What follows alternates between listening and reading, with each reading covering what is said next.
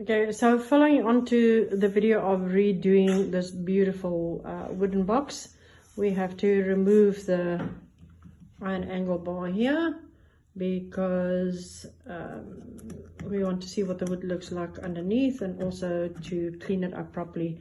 So my husband is giving me a hand here. He's going to remove it with a mini crowbar and hammer, just loosen it up, because obviously there's a lot of paint and stuff stuck to the angle iron.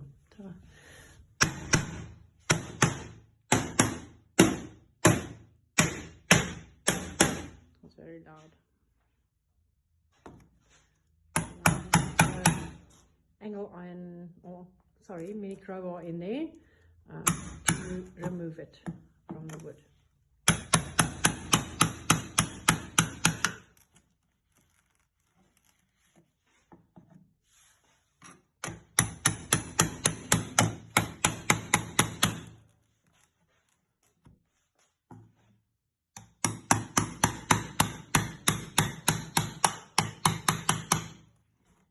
Very important now to remove the screws before you start.